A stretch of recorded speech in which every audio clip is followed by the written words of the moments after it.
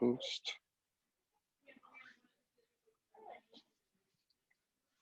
There you are.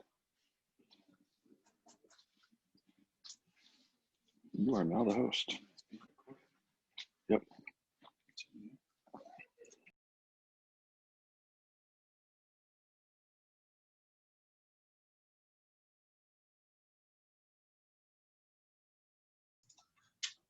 Got to get us recording here. Hannah, you joined us. Thank you for coming. I appreciate it. Of course, I'm excited for the class. All right. David just said you should have been in here. Lunch was good. So I'm Charles Dine, and I'm the VP of CED Real Estate, and I've been married for 22 years. Notice I said VP. The president is in the back of the room. Language of sales is all about picking your battles as well. But as I said, I'm the VP of CED Real Estate, and we've been in business for 3 years now. But my experience with sales goes with several years previous to that. I was the NCOIC of a recruiting station in the Marine Corps, and I'm going to talk about my experience there and how that helped mold my own language of sales, talking about the Marine Corps to some very, very concerned parents. So I want to start with a question, kind of frame the class. Should we ever really convince people to buy? Yes or no, and why? No. All day? Yes. No, exactly right. No, we shouldn't. Notice I didn't say, do we? Because salespeople do. Salespeople ask people or convince people to make a purchase that they may not want to make or regret later. It's called buyer's remorse, right? Simple definition, buyer's remorse. You buy something, you feel regret, you wish you hadn't, right? Is that a good way to build our client relationships? Especially on something as important as a home purchase. We don't want to have buyer's remorse with a home purchase. So the language of sales isn't about having others get your way. I've heard people say that as well, that, you know, using tact, Elizabeth likes this one. Tact is the art of having others get your way. Oh, diplomacy, I misquoted her. Diplomacy is the art of having others get your way. Well, in sales, we want to stay away from that line of thinking. The language of sales is more about, when done right, examining your customer's needs and having a deeper understanding of those needs to support them in getting their way, right? So we don't ever want to have someone experience buyer's remorse with us. And today is not about workshops, breakouts, role plays. I did hand out a few role plays. They are canned, but they are designed more to reinforce the lesson points that I'm going to be having at that point. So it's not a workshop, and it's not me droning on about today's topics either. I really do want to try and involve a little bit of back and forth in the room. So please pitch in at any point along the way. If you have something that you really feel would be a value add to the conversation, my experience has been one lane. You have another lane that you're experiencing right now in your sales career. So if at any time you experience something where you're like, ooh, I have another way to say that, or I've heard of another phrase that would really work, please do bring that up, because I feel like we can all benefit from each other's experience. So we'll roll right into the objective of today. Today is about embracing the language of sales to guide your clients to their natural conclusions by needs analysis, effective objection handling, and using statements of proof, right? I call them proof sources. This was the core of what I learned as a recruiter. So why listen to me? First, I don't claim to be a master or an expert. I'm very much novice in my own definition of mastery for myself. They say if you want to learn something, teach it, right? So that's why I'm up here. I wanted to dive back in because I did get somewhat proficient as a recruiter in the needs satisfaction sales process and objection handling, but it's a perishable skill. And if you don't use it, you lose it. And I had a good 12 years between my recruiting duty stint in the Marine Corps and coming out here to be a real estate agent. So make no mistake, we are salespeople, and we have to be good at what we do. We have to master our craft and work towards mastery. So by teaching it, I share my love for it, and I want to thank you all for being here to help me improve today. So there's a Staff Sergeant, Charles Dine, on the phone, way back when. I had the, as I stated, the experience of going through Achieve Global is a international sales company who teaches a class called Professional Selling Skills. We called it PSS for short. And anytime I tried to use it on Elizabeth, she would say, "Don't BSS me." But it was a system that we learned that I'm going to share with you today. That's the bulk of today's class is that system. And then the rest of the class will be spent kind of as an overview of exactly what to say in the book by Phil Jones. So did you know that only 13% of customers believe a salesperson can understand their needs? Why do you suppose that is? In the military, we call this "who wants to jump on the grenade?" Who wants to participate? Why do only 13% of customers feel that a salesperson can understand their needs? Most salespeople don't really listen to you. They just want to, they have a pitch, they want to pitch you, and they don't care what you have to say. So if you can't hear them at home, I need to get better at passing these out. Is this on? Yes. So I'm going to put this in the middle of the room. If I ask for participation, please remind me to pass that around. Yeah, we'll throw it around. I was going to say, But what David said is they don't listen to you. They just want to pitch you, and they want to just sell their product, right? So the example that I have here is the telemarketer that speaks as fast as they can before you hang up, and they sell and they sell and they sell without ever asking you a question. And that's what I have written up here on the board. You can't see this at home, but basically it says benefit, benefit, benefit, benefit. And they show you the benefit, benefit, benefit, benefit, benefit of everything that their product or service can do without ever asking one question. And in fact, that's my favorite thing to do to telemarketers after their pitch, is I say, when did you ask me one question about what I wanted? It's kind of funny. So here's the importance of that. I might actually have a need here and a need here. And I'm going to try and tilt this. Hopefully at home they can see this. Bear with me while I try to play nice to the Zoom viewers.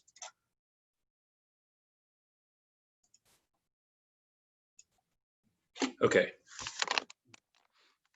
I don't know if you can see that at home, but basically what I have here is I have that benefit, benefit, benefit, benefit that they spat out, and they were trying to sell, sell, sell before you hang up that phone.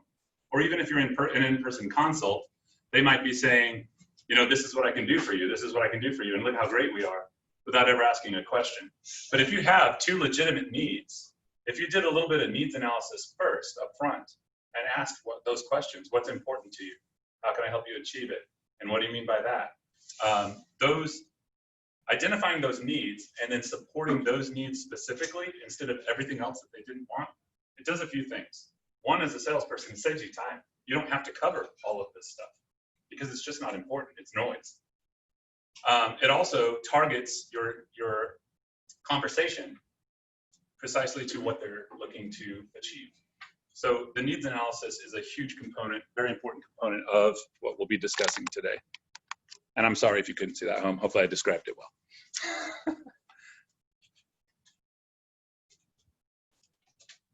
So who has experienced this? We all have, right? We've all had that telemarketer that just rambles as fast as they can. We need to get a better understanding of our clients' needs and then support those needs with relevant facts, products, or services, as I said. This is called need satisfaction selling. I'm going to go ahead and put it up there on the board. Need satisfaction selling is doing a in-depth needs analysis and then supporting those needs directly. This is also me at a local community college. I'm not trying to put that up there for vanity, I swear, but those were the good old days, I got to tell you. This is at a career fair, and what I'm using here to get to those needs is something that we said we called, and we had to restate this over and over again, is what, why. And I really want you all to say that with me. 1, 2, 3. What, why. Say it at home. What, why. I want you to walk away from this class with that in the forefront of your mind at every sales consultation that you sit down at. What, why. I knew I was with the right organization when I sat through the buyer consult and the seller consult, and I heard this Keller Williams literature talking about 3 layers deep, minimum.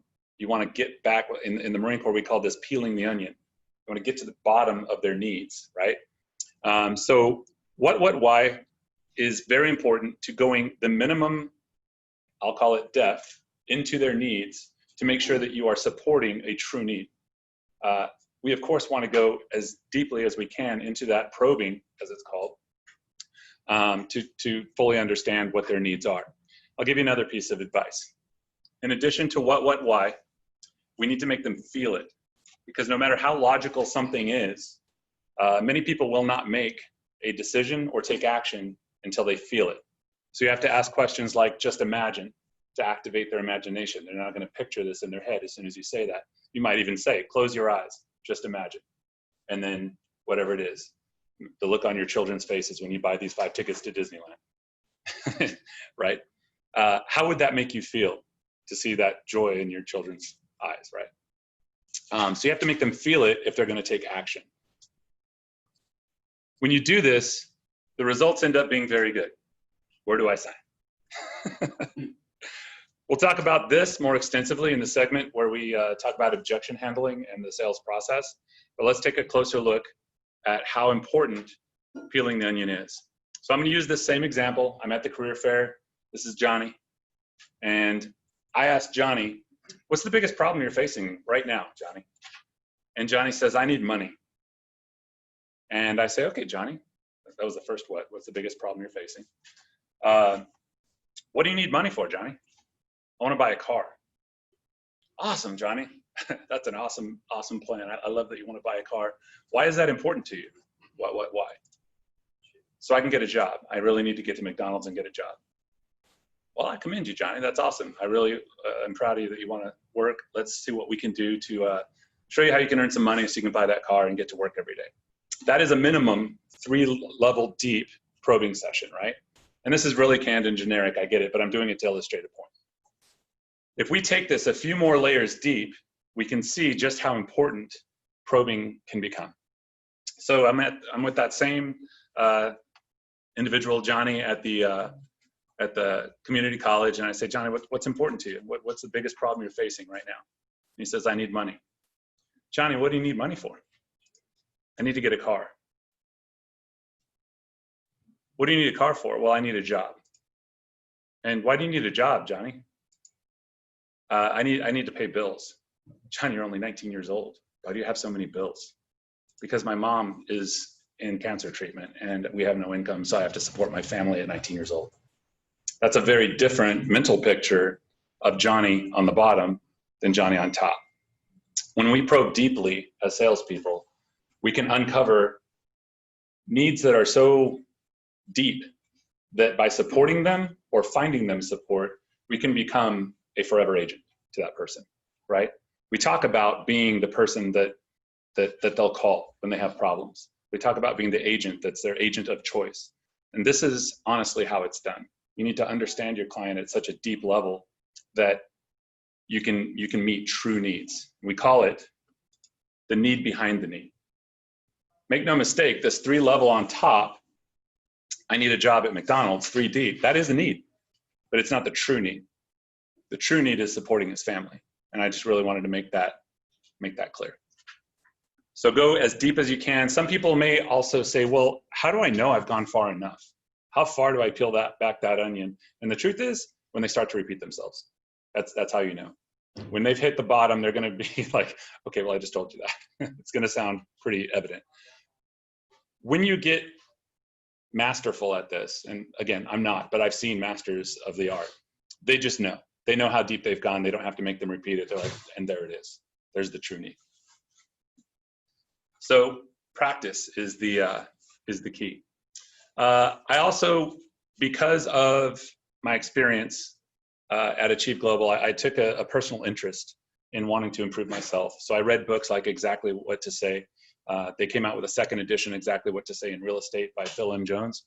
And I really wanted to share this one in particular with you because one, it's an easy read. I know you'll all go do it because you can literally read this book in one day. And it's full of so many wonderful phrases that if you master them, you can really put them in your word bank, in your head, so that when you see that opportunity arise, and we'll talk about recognizing opportunities, these phrases will be on the tip of your tongue. You can just roll them right off. And eventually, it'll become second nature. So the other reason is I went to Keller Williams again. I didn't know what to expect coming to this brokerage. I had heard that they were an excellent training organization. In fact, they were recognized several times as the #1 training organization in America, not just in real estate, but overall. Am I right? Correct? So I experienced things like Ignite and Bold, and what it was reaffirming. It was, hey, you are learning and doing the things that you need to be successful, because it's not just one organization that told me, but now I'm hearing it from another. These are the ways to succeed. And that's kind of what I want to do, is I want you to embrace how to succeed. So that's what the book looks like, exactly what to say. My name is Charles Dine, and I am bold. Doesn't look like you. No? This is the next slide. So I pulled these statistics from sales training sites across the internet. They're wildly available. You can find them anywhere. But here's a few ticklers. 46% of salespeople didn't intend to go into the sales profession. That is nearly 1 in 8, or 13% of all people are in a full-time sales position that they never intended to go into. Those who did not intend to pursue sales are less likely to seek formal training out on their own. To make matters worse, less than half of companies provide post-training reinforcement. So they'll give that initial training block to their salespeople and say, good luck, go get them, killer, and hope to make it. Organizations who use post-training reinforcement see 34% more first-year sales reps achieve their goals. So we're seeing a stark difference by that statistic in those who do and those who don't actually offer follow-on training. 55% of salespeople lack the basic skills needed to succeed in their job. And finally, without follow-up, salespeople will lose 80 to 90% of what they learned in training in 1 month. So if you think back to the last training session that you had on the language of sales, on conducting an interview, on conducting a consultation, however long that was ago, think about how long it was, you lost most of that within the first month post-training if you have not nurtured that with follow-on training. So I graphed that for you. This is what it looks like within 1 month.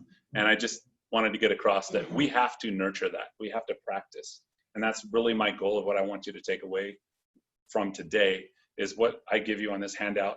Take it home and really practice it to make sure that it is a priority for you to be successful in your job, in your businesses. It takes reinforcement to know your ability, knowledge, desire, and an awareness of where your skill lies. Am I masterful at this, or do I need work?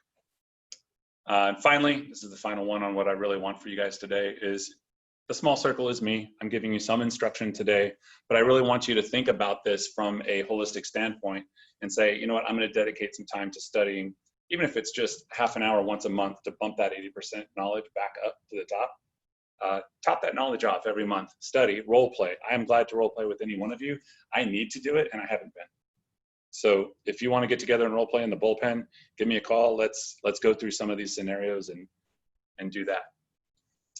Implementation, implement it in your own business, in your own language of sales. Embrace what I'm going to show you, and have an awareness again of where you're at, so you can get to your own level of mastery. Mastery is subjective. It's your own definition. I want to be able to do X, Y, Z.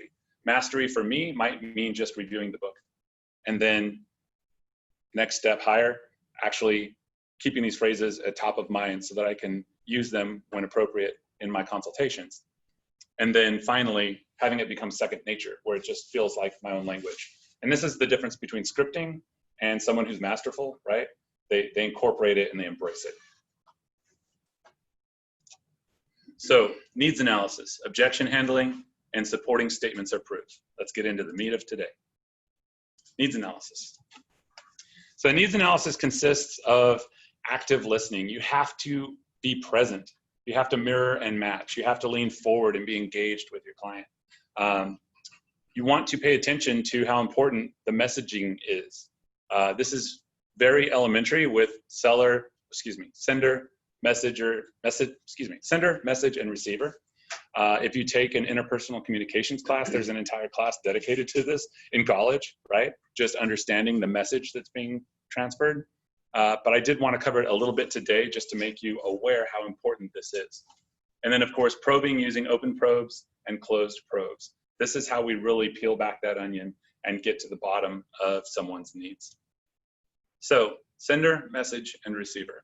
You want to seek mutual understanding. That's the goal, a win-win for both parties. That's right. It's on the top of our Y4C2Ts, right? Realize this is elementary, but it begs the question, how well does my client respect me if I'm constantly interrupting them or if I'm off point in discussion and our discussion is wandering? You have to be able to take control of the discussion by controlling the messaging, right? And there's going to be some phrases that we'll talk about later from the book that help you do that. And don't interrupt to hear yourself talk. I know you've all heard it. Don't formulate your response, as the other person's finishing. They'll respect you if you actually take a minute to hear them all the way to the end and then formulate your response. You're not going to look dumb if you just sit there. They're actually going to respect you is the wisdom there. Delivery channels. This is called paralanguage. The paralanguage, right down to if you're sweaty, if you have an odd odor about you, eye contact, gestures, posture, it's all terribly important. And you want to pay attention to those things.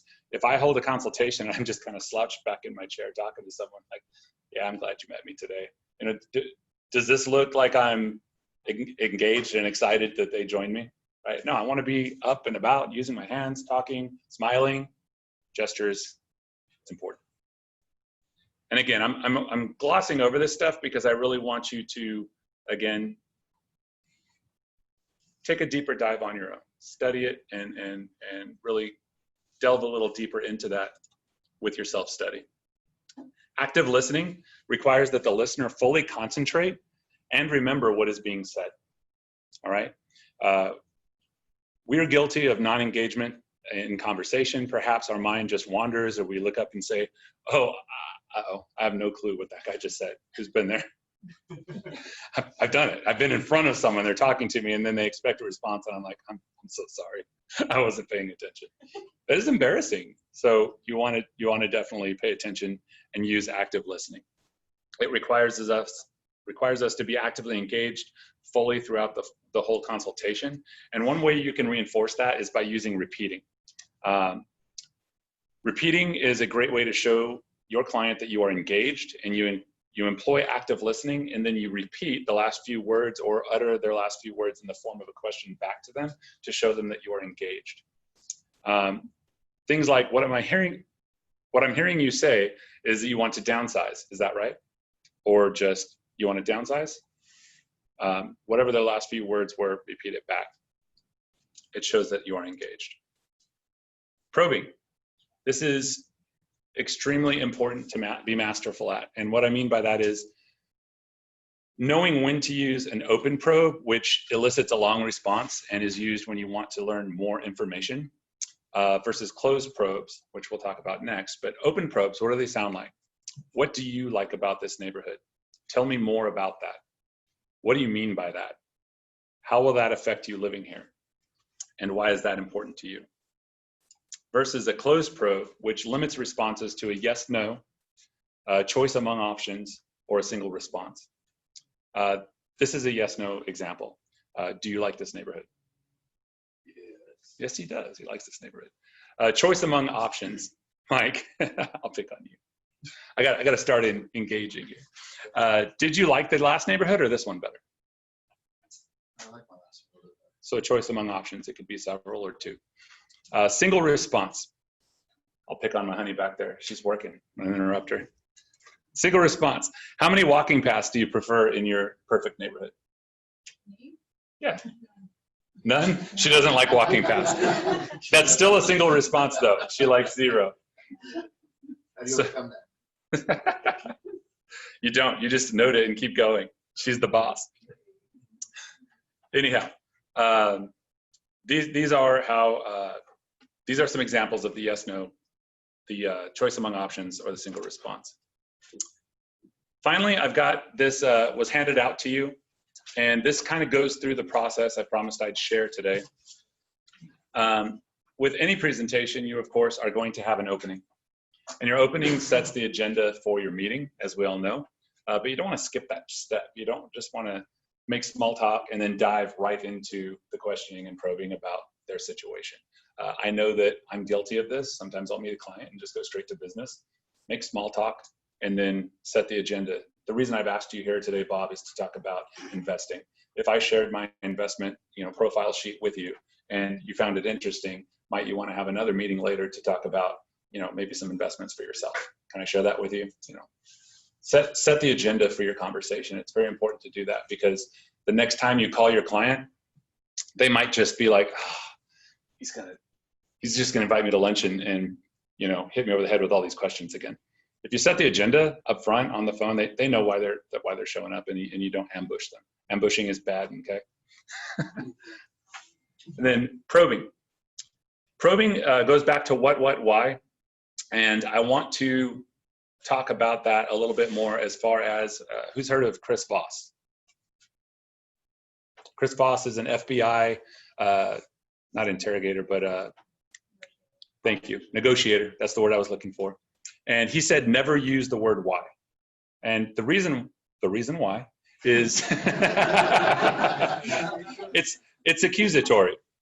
From the time that we were just the smallest kid, we've had our parents saying, why did you do that? It's accusatory. And so he says, never use it, because it has a negative connotation. So I'll give you one exception, and that's the what, why. It's how you phrase it, and it's why is that important to you?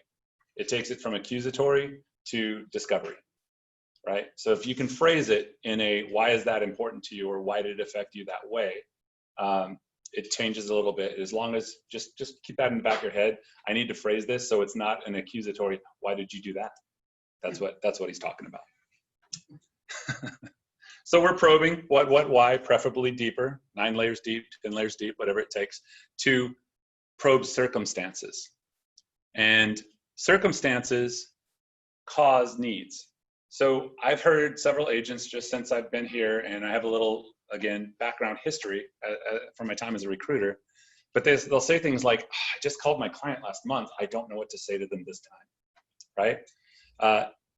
Using the actual word makes it super easy. You can literally call someone and say, hey, John, the reason I'm calling is I called you 3 months ago. I told you I'd follow up, and I know that at that time your circumstances were such that you didn't need my services.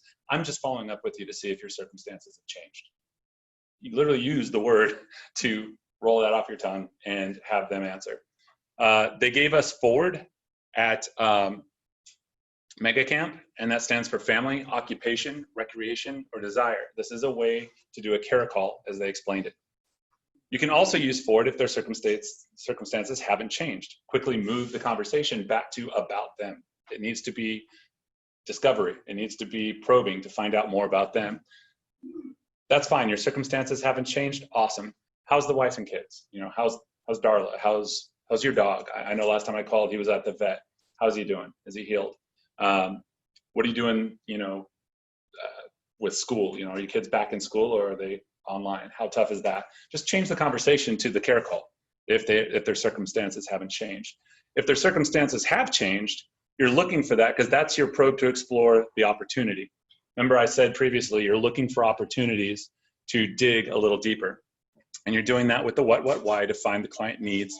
And then once you find the true need, you've gone deep enough, you take the benefits that you have for your product or service, whatever benefits match the need, and you satisfy the need and support to explain. So this is the whole process, right? And that process continues in a loop until you are sure that you have uncovered all of their needs. So I have a seller who needs to sell their house. I'm going to use Keller Mortgage as an example. I might say, hey, Mr. Seller, if you use Keller Mortgage, you could then offer that to prospective buyers and give yourself an advantage, because you have a product that nobody else can use except you by using me as your Keller Williams agent, right? That might help you land that listing. And then when he goes to buy, you can hit him up with it again and say, hey, you can also use Keller Mortgage on the backside of your sale to make your next purchase, and these are the benefits. So it keeps going around and around in a circle, and when you've clarified that, you might go to the next benefit, right? So you know he's moving, you might move on to Keller Covered. Hey, did you know we have a concierge service? And we can actually match you with someone who will do all the calling around for you and get all of your utilities transferred over so you don't have to worry about it. How's that sound? So you just keep going in that need satisfaction loop until you've exhausted, essentially uncovered them all, and then you close. And the closings we're going to talk about at the end, but I really want to make sure that we, this is going to be the gem in the room, right? I really want to get to the bottom of the room's knowledge when we get to closing.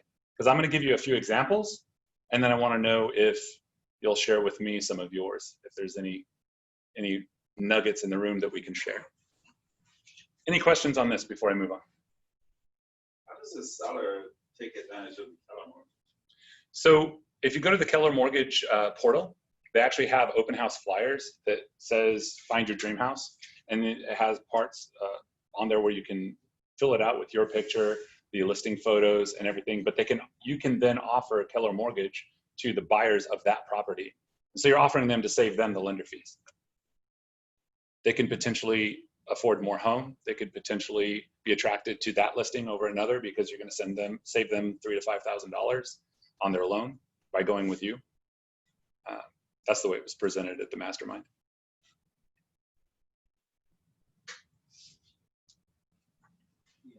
Does that answer your question? So you represent the higher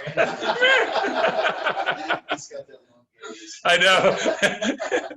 1,000-yard stare. Yeah, well, Sorry, I wasn't paying attention. corroborate, you can have that. Right. A buyer may or may not be able to buy that house. It's actually generated a lot of conversation for me. And even Keller Mortgage makes this point. Just because you use them to generate the conversation doesn't mean you use them. Like I've directed a lot of traffic to Stacy and Summer and others that started with conversations about Keller Mortgage because I had that flyer up. So it's an excellent resource for that at a listing. And it is a benefit to the seller by being attractive to buyers. So objection handling, we're going to move on to that. And this is where I uncover one of the bullets from the flyer that was advertised for this class. Does anybody know already what the #1 objection is? I think it's on your flyers. We're just going to go ahead and click. This is what it looks like. Has anybody seen this in their consultations before? Your own word. I don't know. If you're on the phone, it might sound like this. Why are you calling me? Why should I talk to you? Who are you? This is indifference, and it's the #1 objection that any salesperson can encounter. It's just, why should they talk to you, right? Why should they be interested in you? This is hard to overcome. And there's, luckily, some steps involved that I learned in that training that will help you overcome each of these. So the person doesn't show an interest in what you are presenting. That's indifference. And the steps to overcome indifference are probe to understand the circumstances. You want to use open probes here. This is where we talked about the difference between open and closed probes and knowing when to use them. Then you want to probe for those opportunities. And you're going to use open and closed probes. Then you're going to probe for effects. This is where you use just imagine, or how would it make you feel if. How could it make you feel if could be a positive or negative connotation there. If it's something that they're not taking action on and it's going to harm them, how would it make you feel if you lost your house, right? That's a negative one, but it's very reinforcing. You can use it that way, or you could turn it to a positive and you could say, how would it make you feel if we listed your home and in this market, it's going to sell in no time and your foreclosure will be taken care of. You won't have to lose your house and you'll protect your equity. How's that sound? You know, so how would it make you feel if is very important because again, you have to make them feel it. You confirm the need and you support the need. So let's go through a role play. Who has Texas? I think it's Rose. All right, so we did a canned role play for you. Bear with me. I'm no master, so I canned it, so I can't mess it up. I'm not afraid to admit it. So you start by probing to understand the situation. You probe, brick wall, probe, brick wall, probe, brick wall. You do learn a little bit about their circumstances, asking open probes, you know, and then you ask this question. Hey, if you could move anywhere in the country today, where would it be? Texas. And then they reply Texas. Boom, there's your opportunity. It's Texas, because they finally answered in the affirmative to one of your questions, right? They've said, yeah, I'll play along. I'd move to Texas. That's the opportunity. And that's really what I want to get across to you guys is in the forefront of your minds, you need to be thinking, where is my opportunity to probe more deeply and then support, right? So then you go into your what, why. What is it about Texas that would make you want to move there today? Lower taxes. And I realize Texas has high taxes in some areas. It's lower in other areas. I ran into this specific example. So she said lower taxes. What do you mean by that? It would increase my monthly cash flow And why is that important to you? because then coupled with the lower cost of housing, I could afford to live by the local lake and have a boat. And how would that make you feel? That would be great. That would be great. So then you confirm the need. So what I'm hearing you say is that if you make a move to Texas, you'd feel great because you'd be able to afford a house on the lake with a boat. Am I right? You are. And then you support the need. What if I told you I know an agent in that town and she could look at all the details to see if you could make this dream of a house on the lake with its very own dock a reality? Would you like to talk to her? Absolutely. So that's how you run through a 5-step process. Sorry for you at home. I was supposed to have this up there as we ran through that. 5-step process to overcoming indifference. And if you really make these steps your own, think about, it doesn't have to be what, why. Sometimes you can throw in a how. You know, how would that work? How did that make you feel? Things like that. Just make it your own, but you want to follow these steps and have them ready, lockstep in your head to handle these situations. So let's move on to this one. She doesn't look happy. What does this one sound like? I don't believe you. Any idea what this one is? Skepticism. Skepticism. Exactly right. Good job, Bruce. Yeah. So, skepticism is the person doesn't believe the product or service can perform as presented. And these are the steps to overcoming skepticism. Who has role play 2? One. It's Keller Mortgage. Oh, my favorite. So step 1, probe to understand the concern. You look disappointed. What's your concern? I just don't believe anything you say. I don't believe anything in life is free. There's no such a thing as a no lender fee loan. Acknowledge the concern. I couldn't agree with you more. Those are magic words. Put I couldn't agree with you more in their head.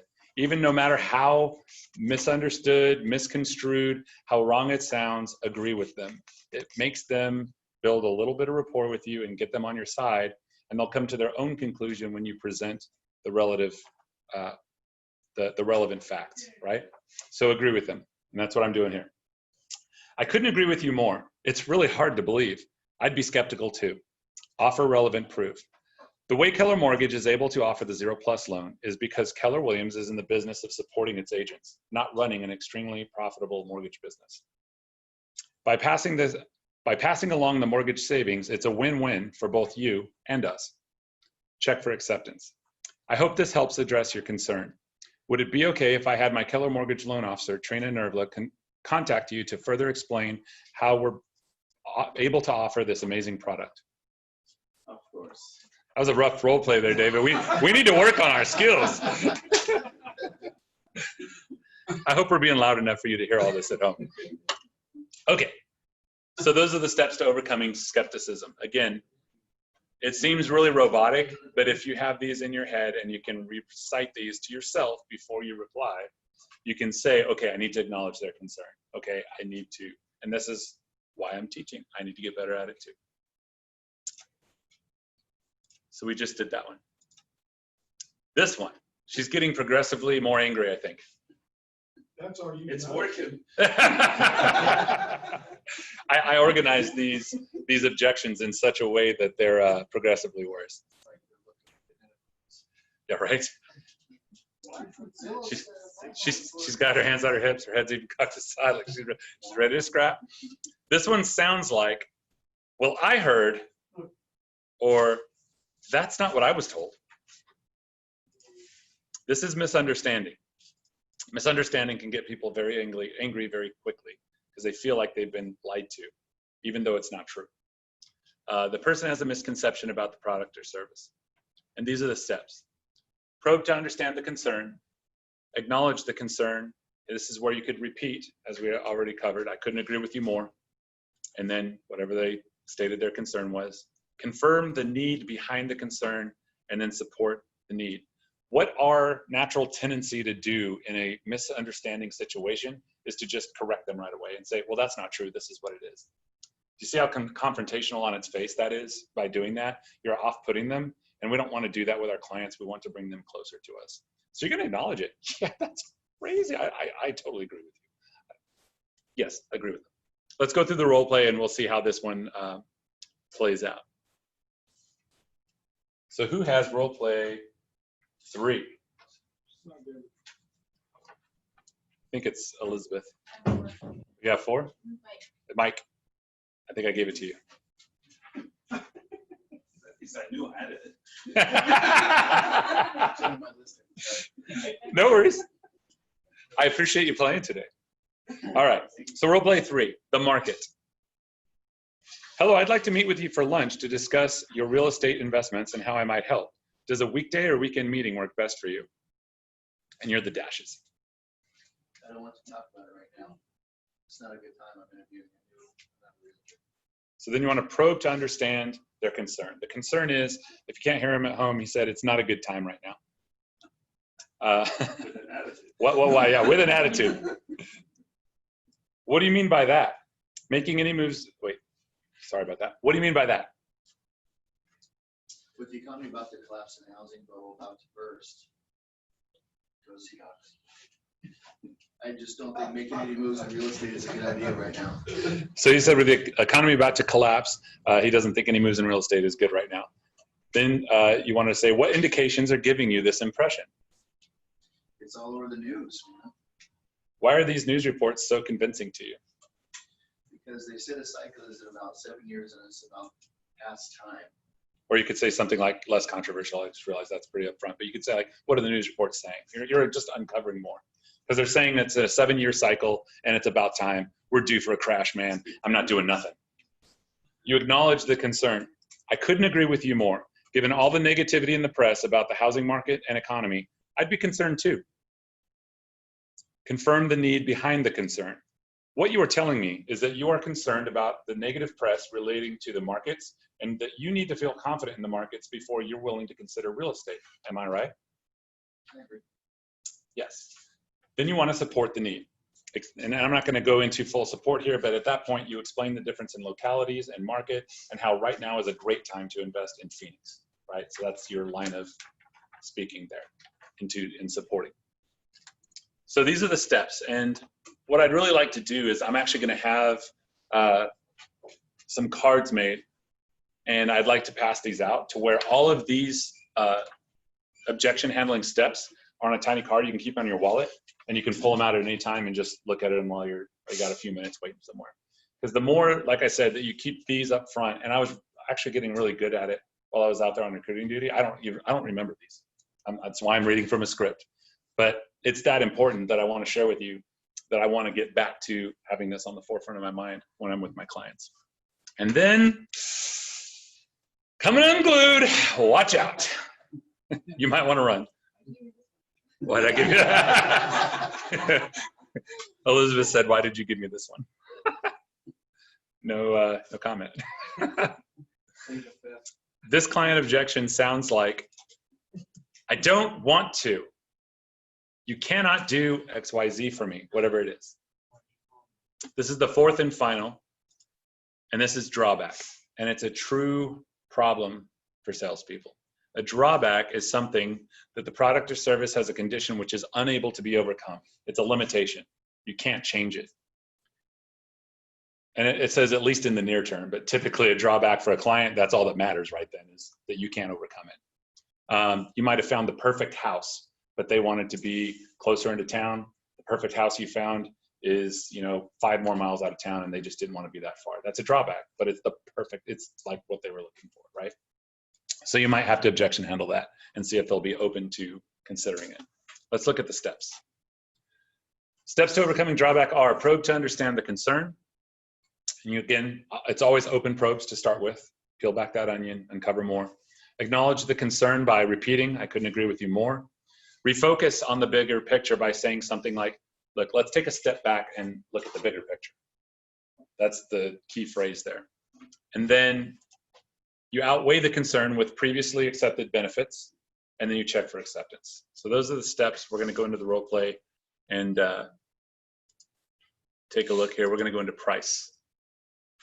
So role play with my lovely wife back there. Probe to understand the concern. What, why? What's wrong? You just said the seller won't come down on their price, even after you provided comparables. What does that mean for you? Well, if they don't come down anymore, we're not buying the home. Why is that? Wait, excuse me. Why is it important to you that the seller come down? Because you've shown me the comparables and we don't want to overpay for this home. Acknowledge the concern. I couldn't agree with you more. I don't want you to overpay for this home either. Refocus on the bigger picture. Let's take a step back and refocus on the bigger picture. Outweigh the concern with previously accepted benefits.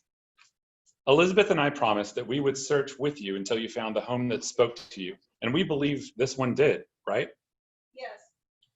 It had the large backyard for the kids. It had the beautiful open concept kitchen with large kitchen island. It even had the 3-car garage that Hubs was looking for. Check for acceptance. The difference in payment is about $15 a month. Keep in mind the strong seller market we are in. Are you prepared to walk away from this home, which seems to me to be a perfect fit, for $15 a month? No, let's sign, right?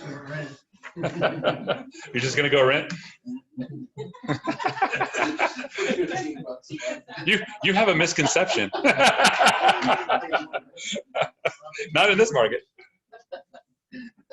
But anyway, those are the 4 client objections.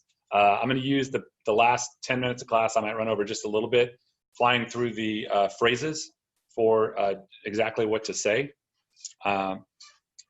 But did anybody have any questions on those before we move on? Do you see how those could be powerful if you had those objection handling steps memorized and ready to go?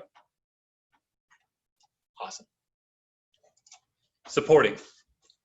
This one is as simple as having what we used to call an opportunities binder. I just call it my support binder. And what I have here, inspirational things like there's never a wrong time to buy the right home, right on the cover. But then I have it tabbed by renters, buyers, sellers, investors, and just further proof sources. What people need to understand and do is they sometimes won't believe you unless they see it, even if it's pretty obvious, right? Even if you're supposed to be the expert. Anytime you give someone a fact, a figure, a quote, you want to open to a page and say, this is where I found it, right?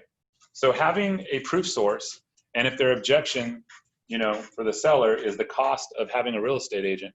When I turn to sellers, the very first article I have in my proof source binder is the cost of selling without a real estate agent. And I might even take the time to have them read this or read it over to them, right?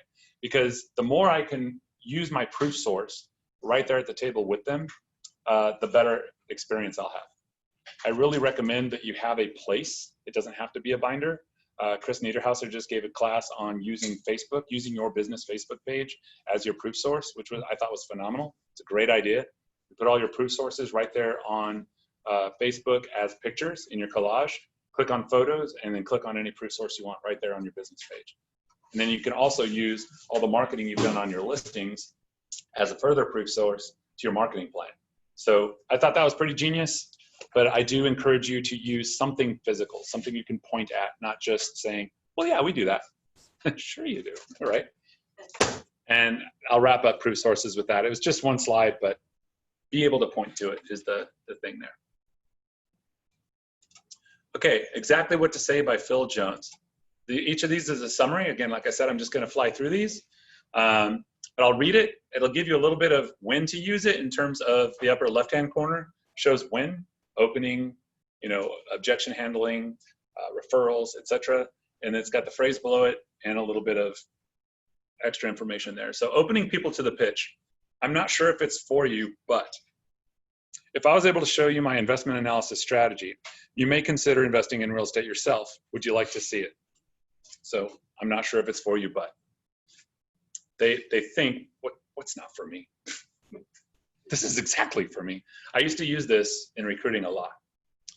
People would walk into my, well, young men, women would walk into my office and say, I want to be a Marine. And I would say, get out of my office. And they'd walk out. And I'd hear them go down the hallway and the steps would get like shorter and stop. They wouldn't know what to do. I just told them to get out of my office. But they came there to be a Marine. They'd finally get the courage to turn around and walk back in. And I was looking for the kid that would walk back in, right? So this is a great way to test that you, and I'm not saying tell people to get out of your office. Send them to mine. But you can use little psychological tricks like that to get people to say, what's not for me? This is exactly for me. Where do I sign? Okay. Opening people to the pitch again. Open-minded. This may sound like, are you open-minded enough to? How open-minded are you? How open-minded would you be to? Would you be open-minded enough to? This phrase is powerful because nobody wants to be thought of as closed-minded, right? So when you ask a question in this manner, you tend to get a amicable response. You could also use would it offend you if with that one is a great way to spin that on its head. You know, would it offend you if I sent you my market report monthly? It's not going to offend them. It's just a market report, right? So they might say yes. How would you feel if we've discussed this one pretty extensively already? But this one helps you find the reason big enough to cause action. If they don't feel it, they might not decide. Then we've got probing. Just imagine, and we talked about this one previously as well. It engages their creative brain. It causes them to picture what you're talking about. I already talked about the smiles on your kids' faces when they see Disneyland. Or you could use something like, you know, close your eyes and picture yourself in front of the bathroom mirror brushing your teeth in the morning, and you open them and there's a chiseled body standing right in front of you. You know, who wouldn't want that? How would that make you feel? You know, the imagery, right? You might use that as a weight training sales program. Probing further. I bet you're a bit like me. And you want to use tie downs with this one. Tie downs help secure this phrase, but you want to use it in conjunction to be more impactful. I bet you're a bit like me. If you could refinance your home to a lower rate with 0 lender fees, you would, wouldn't you? All right, see how that tie down just like, yeah, you would. So I bet you're a bit like me is a really good one. Simple swaps. Simple swaps just swaps something from an opportunity for objection to an affirmative response. Instead of saying, or not even an objection, but absence. So something like, do you have any questions? Often do you hear that at the end of a class? You know, do you have any questions for me? You know, you could change that to, or instead of who has any questions, you could change it to what questions do you have for me? And that way it's more direct. You're asking for a response. They might still say, I don't have any, but at least you're not getting blank stares because it's directive. Handling objections. What do you know about? Also, tell me more about that. This is for the person that thinks they know better than you do when you're the authority in the subject matter, right? So what you're looking for here, that opportunity, is for them to slip up or not have a good reason for thinking the way they do. So if somebody says, you know what, I'm not going to buy a house right now, the market's about to crash, and say, oh, tell me more about that. And you could just keep digging deeper and deeper. And why do you think that is? And just keep going until you they realize, or even a for sale by owner, right? I'm just going to sell my house with my sign in the front yard. And you could ask them something, well, tell me more. How are you going to get the person in Anchorage, Alaska to see the sign in your yard? Point out things that are going to be stumbling blocks because you want to take them from a position of doubt to a position of certainty. And that's what you do in sales, right? So those are good phrases. I really like those. If-then sandwiches. These are also conditioned into us from the time we were little ones. If you don't do that, then you're not going to get XYZ, right? These have a negative connotation. So I don't like them so much, but they can be effective in the right situation. You know, negotiations with a cross agent. Never give without getting, right? Negotiations. Mr. Fisbo, I know you don't have a COVID operational plan. Excuse me, if you don't have a COVID operational plan, you're not getting as many showings as you should because some people need to feel comfortable enough to visit. That's an if then. That is a positive example. I can provide that to you.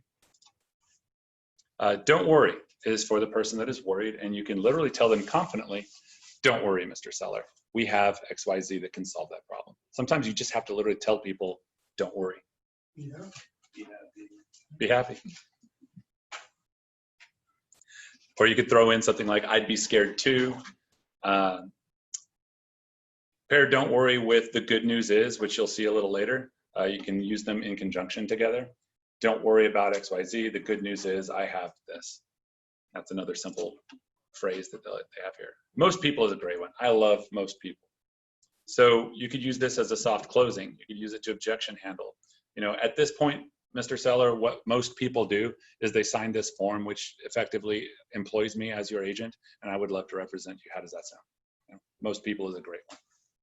It sounds good, doesn't it? It does. It just makes them feel like they're part of the group. We all love to be part of a group. Moves indecisive people towards a decision. The good news is, this is the one I just said you could pair with the one I said. Sorry, don't worry. Don't worry, the good news is. Turns a negative statement into a positive one. Yes, the inspection report indicated that the air conditioning system is 12 years old. The good news is we are providing you with a top-tier home warranty, Josh, with HVAC coverage because we care about you and we want you to be secure in this decision to buy. My plug for Josh for sponsoring today. Jesus. That's great. You're going to use this in the funniest place, not where you would think. You would think you would be agreeing with someone with not great. You're actually saying that's great to someone who is so far off base that they might not have even or should have uttered it. You agree with them. I don't want to offer. There's already 21 offers on the table. That's great. We can move on to the next home with 21 offers on them, and we can. Isn't that funny? It works though. Agree with them. That's great. We can move on to the next home with 21 offers, or we could employ some competing offer strategies and attempt to secure the home that met all your search requirements. You miss 100% of the shots you don't take, right, Mr. Buyer? Throw a quote in there every once in a while. Quotes are awesome. Who said that? You miss 100% of the shots you don't take.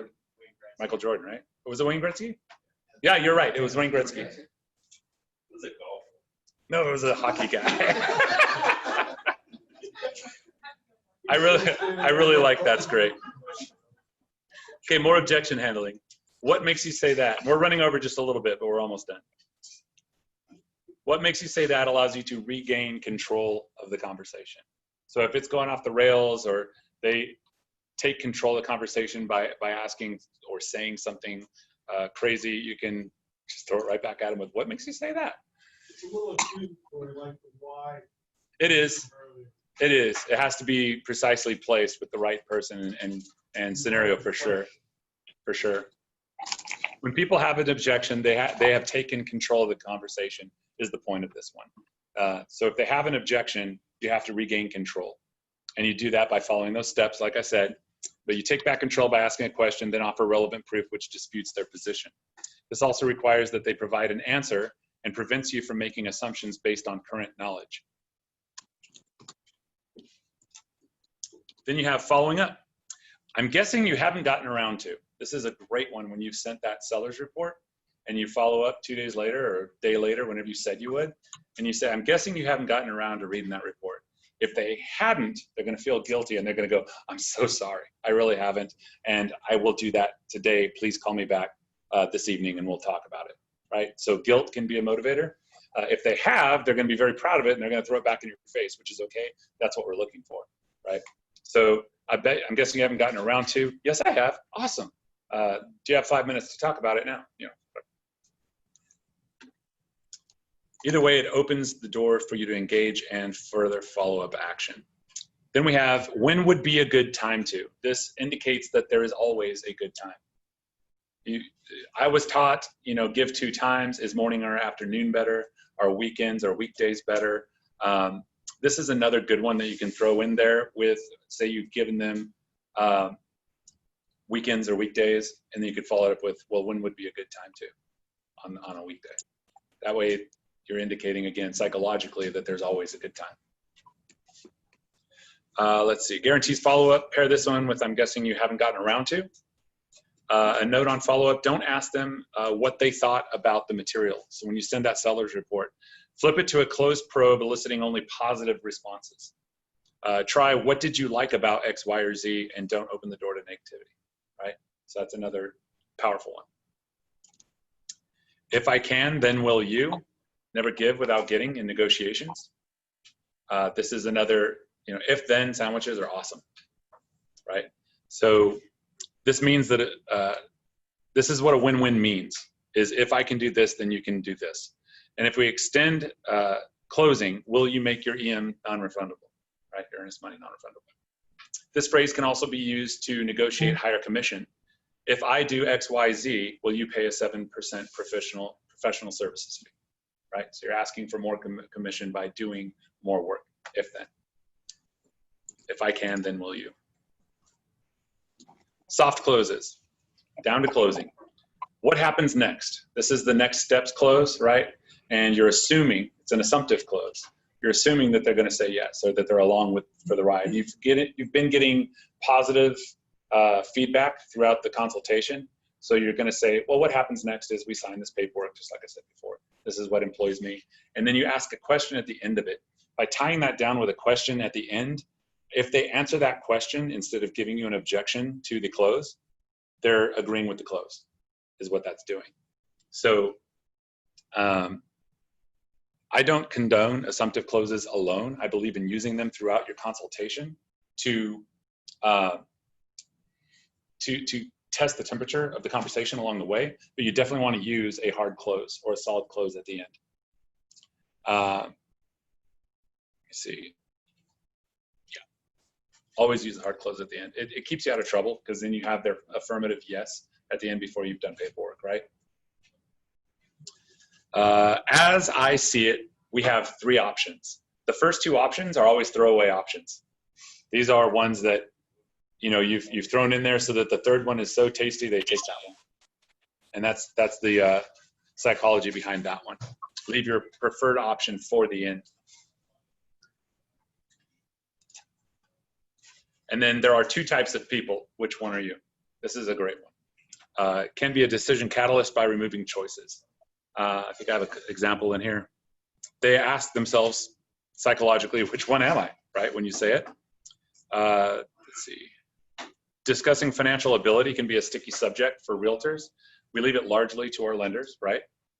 But you can get an idea by saying something like, there are 2 types of people in this world, those who take care of their finances and those who might be a financial mess, aren't there? Which are you? Tell me more, right?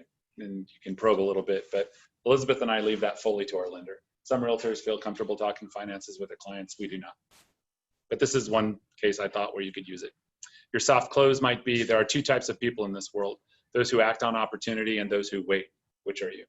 Right, so it might be an investment opportunity, whatever the case may be. Before you make up your mind, or before you make your mind up, this allows for an additional option. It can be used for someone who says, I've already got a realtor. Really, did you sign paperwork with them yet? No, well, before you make up your mind, let's look at another option. You can also use it with most people. Most people would look at their options before they make a decision, wouldn't they? Right? So you can pair all of these together and mix and match them to make a more impactful close or objection handle, whatever you're trying to do. Just out of curiosity, this is for people who say they need a little more time. Just out of curiosity could shift a rude or obnoxious question into a reasonable question. Just out of curiosity, what needs to happen before you make a decision on this? They state the objection and you objection handle. That's the steps, right? Out of curiosity, what is stopping you from making a decision right now? Or just out of curiosity, what is it specifically that you need more time to think about? They state the objection handle. Asking for referrals. This is the Columbo moment, right? Anybody watch Columbo? This is how he talks about it in the book. Columbo gets to the door and the thief or whatever, the criminal thinks he's gotten away, and Columbo turns around and goes, just one more thing. And then he like talks through his, case, and the police come in and arrest the guy, right? This is in the book how he describes this one. It could be used if you haven't gotten the agreement, you could use this to turn around and ask for a referral or, some other service that you could offer them. But it could also be used on the upsell. If you've got the agreement, you've already sold something, and here's the upsell. Mr. Appointment, thank you. I'm so happy we'll be doing business together. But before I go, just one more thing. Product B works really well with product A, as we discussed today. When's a good time to talk about this? Now you've opened the door to selling product A and B, right, instead of just A. So just one more thing is a great way to, right before you leave the door with your tail between your legs and you didn't get the signing, you could literally turn around and say, just one more thing. Who do you know that I should be talking to? And then wait. He who speaks first loses. That's the other rule, right? So after you ask that question, you just shut up and wait. And you stand in their doorway until they answer you. They might tell you to get out. They might give you a name. A small favor. This one works because anyone can do a small favor. Who would go to the airport if somebody asked them to load their bag up onto the top shelf? Hey, could you do me a small favor? Could you help me load this up here? Everyone's going to say yes, right? So that's how that works psychologically, is anybody can do a small favor. All right, last 2 slides. I'm running 15 minutes over. I'm sorry, guys. This is the bonus from Family Reunion, and I had to share this because it really was impactful to me. Like, I was like, wow, this could really work. What other pieces of real estate can I help you with? You could also use this as you're going out the door with the Columbo moment. This expands the discussion beyond residential real estate. This is how you end up with Uncle John's 40 acres in Montana. This is how you end up with Cousin Bill's, strip mall in Ventura. This is how you end up with Aunt Susan's gold mine in Prescott, right? So by asking what other pieces of real estate can I help you with today right before you leave, you might get that referral that you can give to Hani or someone else and make just that great referral money by asking this question. And I thought that was great. I thought I'd share it. All right, so I've shared a few closes. What I really wanted to do was share some closings here, but I've gone so far over, I'm not. If you all want to approach me individually when I'm here at the Market Center, even join me on Friday for the Tech-Enabled Agent. I'm happy to discuss these closings afterwards. I don't want to go ahead and end now because I'm 12 minutes over. But a few examples are that we've already covered. Our next steps are most people, what are a few of your favorites? Think about those and maybe approach me later. I'd be glad to talk about a few more. I draw the T. So you literally draw a T, put pros on one side, cons on the other side, and you make it obvious. Like, here's all the pros, there's only 2 cons. Which decision are you gonna make? There's 2 types of people in this world, right? Same, you use one of those phrases. People who would look at this and make an affirmative decision, and those who would, which are you? So you've got the T. Another one is the box. You draw a person, literally a stick person outside the box. Then you draw a box and you put all of the pros, all the benefits in the box. You literally say, this is for visual people, and they exist, right? You're dealing with a visual person, you want to say, what's stopping you from getting inside this box? Or outside the box. You could use it either way. You're inside this box, let's get you outside the box. So think about those, please. Come back with me, and I'd love to learn more about your closings and what's really working for you to have effective closes. Thank you so much. Appreciate y'all being here today.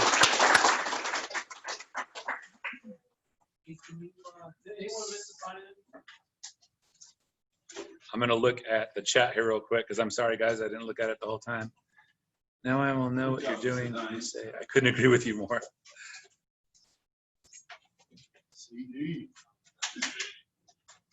Guys, thank you so much for joining me online. I appreciate y'all being here today.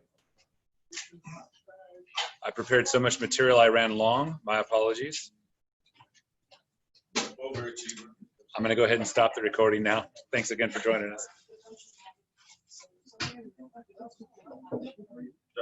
Thank you all for coming. Yeah, I can post these. I'll put them on Dropbox and then post a link on KWB Agents. For sure. Does that work? Yeah.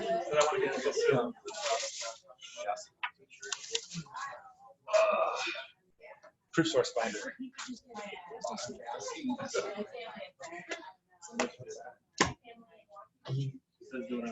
I like the video stuff. Because not everybody wants to look at Facebook.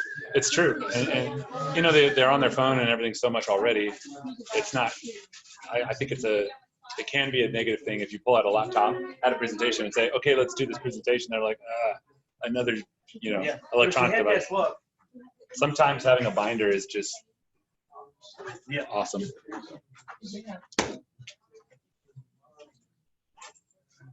I'll hang out if anyone online has any questions. Thank you. Thank you. Thank you, sir. Is that good? I think I was putting everyone to sleep halfway through. No, I was taking notes. My one note. They actually found out what you picked up. Did it? I don't know. I sat up and started talking about the screen. Yeah.